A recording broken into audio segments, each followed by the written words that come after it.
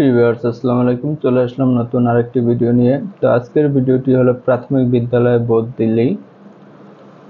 যারা প্রাথমিক বিদ্যালয়ে দূর দূরান্তে চাকরি করেন এবং এতদিন ছিল আপনার আন্তঃজেলা বদলি, এখন বর্তমানে শুরু হয়েছে প্রাথমিক শিক্ষকদের আন্তঃবিভাগ বদলির আবেদন শুরু। অর্থাৎ আপনি যদি এক বিভাগ থেকে অন্য বিভাগে বদলি হতে চান তো 2 দিনের জন্য সময় দিল এবং বিজ্ঞপ্তি প্রকাশ করলো আজকে যে দৈনিক শিক্ষা.com-এ যে 8ই মে 2025 যে প্রাথমিকের শিক্ষকদের আন্তঃবিভাগ বদলি আবেদন শুরু। আজকে 8 তারিখ থেকে আবেদন শুরু হয়েছে এবং চলবে 10 তারিখ পর্যন্ত। যারা এখনো আবেদন করেননি তারা অবশ্যই আবেদন করে নেবেন। যে যারা বাড়ি থেকে অনেক দূর দূরান্তে চাকরি করছেন অথবা এতদিন প্রজ্ঞাপনের জন্য বদলি হতে পারেননি, তো তারা অবশ্যই আবেদন করে নেবেন এবং বদলি হবেন। তো দেখি এ বিষয়ে কি নির্দেশনা আসছে। যে সরকারি প্রাথমিক বিদ্যালয়ের সহকারী শিক্ষকদের অনলাইনে এক বিভাগ থেকে অন্য বিভাগে বদলির আবেদন শুরু হয়েছে। আগ্রহী শিক্ষকরা বৃহস্পতিবার 8ই মে থেকে আবেদন করতে পারছেন।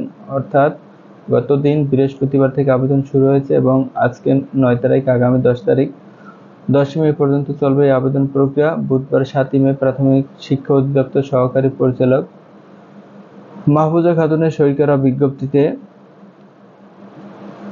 এ তথ্য জানানো হয়েছে। বিজ্ঞপ্তিতে উল্লেখ করা হয়, সরকারি প্রাথমিক বিদ্যালয়ের শিক্ষকদের আন্তঃবিভাগ বদলি কার্যক্রম প্রাথমিক ও গণশিক্ষা মন্ত্রণালয়ের 6 মের নির্দেশনার ভিত্তিতে পরিচালিত হচ্ছে। নির্ধারিত সময়সূচি অনুযায়ী সহকারী শিক্ষক 8ই মে থেকে 10ই মে পর্যন্ত অনলাইনে আবেদন করতে পারবেন।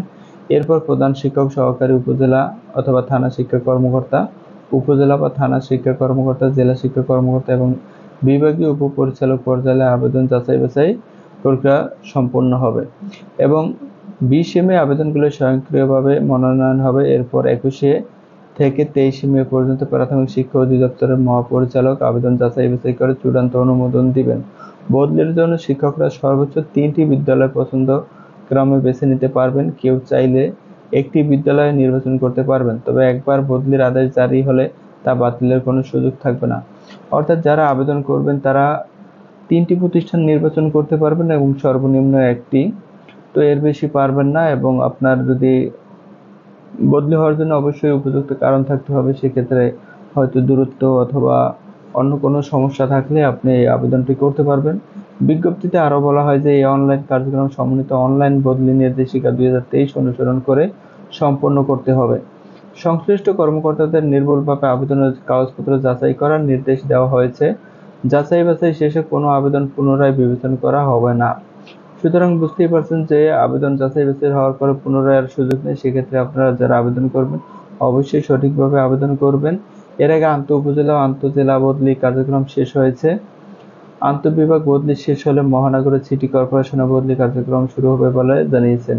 তো যারা মহানগর বা সিটি কর্পোরেশনের আওতাধীন চাকরি করেন তারাও প্রস্তুতি নেন যে আগামীতে এই আবেদনটা শেষ হওয়ার পরে তাদেরটা শুরু হবে। সেক্ষেত্রে আপনারা এখনই প্রস্তুত নিয়ে থাকেন।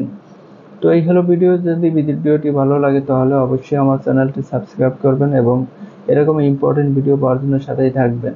তো আপনারা যারা আবেদন করতে চান কিভাবে আবেদন করবেন, এর জন্য আপনার IPMIS-এ লগ ইন করবেন। এরপর আপনার যে ইউজার আইডি হিসেবে আপনার ফোন নাম্বার এবং আপনার যে পাসওয়ার্ড আছে সেই পাসওয়ার্ডটা দিয়ে সাইনিং করলে পরে আপনার শুরুতেই চলে আসবে বিভাগ বদলি আবেদন। তো সেখানে ক্লিক করে আপনি অবশ্যই আবেদন করে নেবেন। তো আশা করি ভিডিওটি ভালো লাগছে। যদি ভিডিওটি ভালো লাগে তাহলে অবশ্যই চ্যানেলটি সাবস্ক্রাইব করবেন এবং এরকম ইম্পর্টেন্ট ভিডিও পাওয়ার জন্য সাথেই থাকবেন। ধন্যবাদ সবাই।